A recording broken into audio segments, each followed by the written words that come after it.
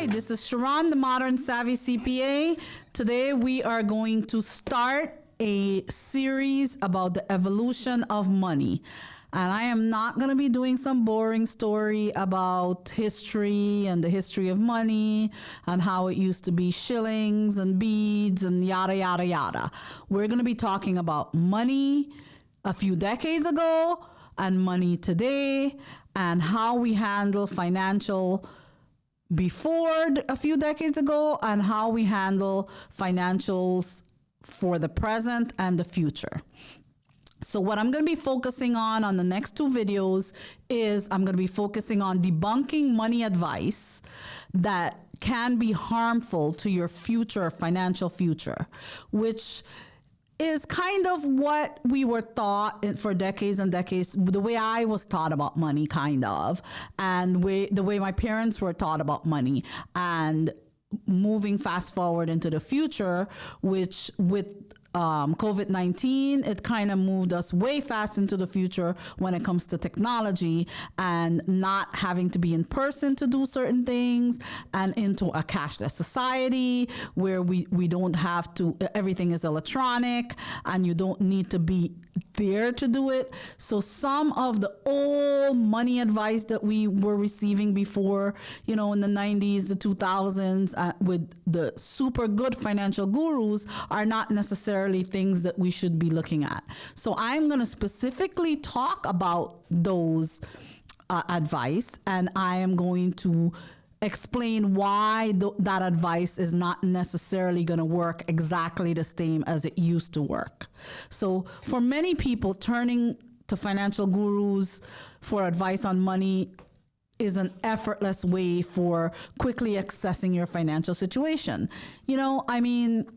It's normal because our society does not have personal financial education. We don't emphasize on financial literacy in our schools.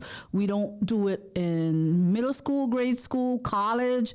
We don't even do it in financial lives with entrepreneurial situations or entrepreneurial classes. We are missing that part of our society. So in general, I believe the society is doing us a disservice by doing that and not offering financial literacy. That is why my passion for financial literacy is one of the reasons why I have that passion, because I feel like it is totally, totally missing in our society.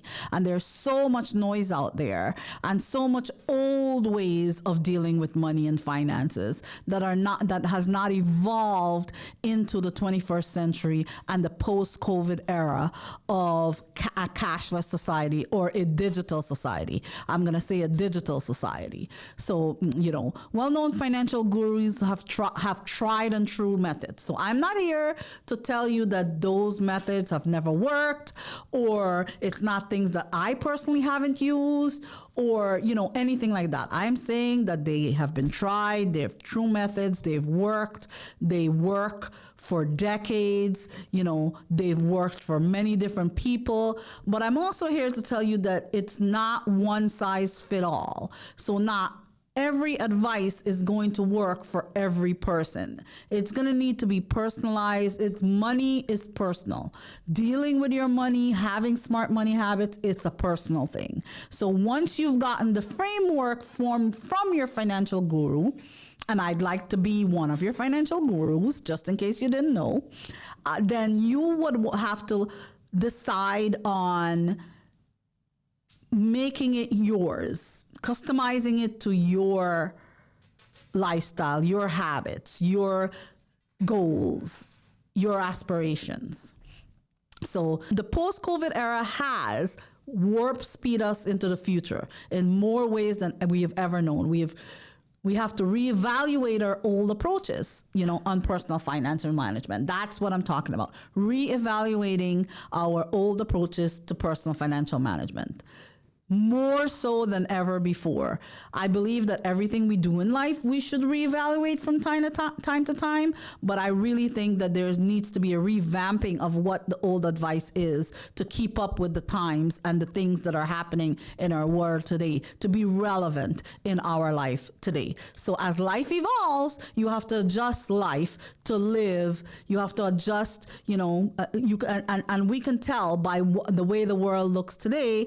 Evidence will show in the world just by looking at things that certain aspects of these advice can even be not just unhelpful, but it can be harmful to what we need to survive in a financial society right now. So let's explore the reasons why I believe that some of the old advice can cost you dearly when it comes to your financial present, future, and even your children and future generation financial present and future. So the first thing we're going to talk about is delayed savings for retirement. Just remember that all the things that we're going to talk about and all the traditional ways I'm not going to call it old, traditional ways of teaching financial literacy, or traditional money advice that I am going to be debunking today is my opinion on the new way of money advice, the future way. There's the traditional way, and then there's the future way. So I am trying to teach you the future way of this. So the first one we're going to talk about is delaying your savings for retirement. Now, putting aside money for your golden age might seem so far off. You want to pay off mortgages.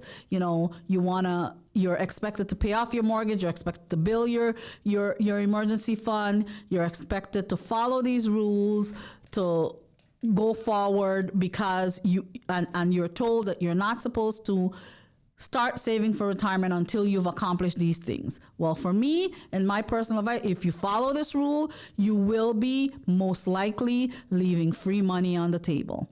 I believe that the journey does start with one step, but it does not mean that you stop at that one step, or you pause at that one step. When a baby starts walking, you can't stop the baby from walking. The baby is walking all over the place. So you start with those one steps, you start with those baby steps, but you got to keep stepping. So my belief is you start saving for retirement at your first job, especially if the company that you're working for is doing matching funds. The problem with this strategy, with not saving for retirement until you have done all the debt stuff and saved for your emergency fund and paid off your mortgage, paid off all your debt except your mortgage and those type of things, is that you're ignoring a few things. You're ignoring the free money, that's number one, and you're also ignoring that the power of investment. You're ignoring that when you invest money, it's compounded over time, and the more time you invest, the more time the money takes to grow. So if you invested $100 in your public's retirement fund, then you have invested $100 in your public's retirement fund. At 16 years old, at 26 years old, God only knows what that money is. We cannot ignore that interest money compounds over time. And the more you invest, the more it grows. And you have to start. Especially when money is on the table. By paying off your debt and building your emergency fund, that's good too. But that's not, you could be halfway to retirement and not save a dime if you keep doing that. And if your habits keep repeating yourselves. So you don't want to do that. A better solution would be, of course you want to prioritize getting out of debt while you're putting some money away in your 401k, some money away in your retirement account every year, especially if the company is matching funds. You have to do that. Thank you so much for tuning in. As always, feel free to give me a follow to get updated on new and upcoming episodes, and listen in every Tuesday and Thursday, where I teach you smart money habits so you can make better money choices with a financial goal focus.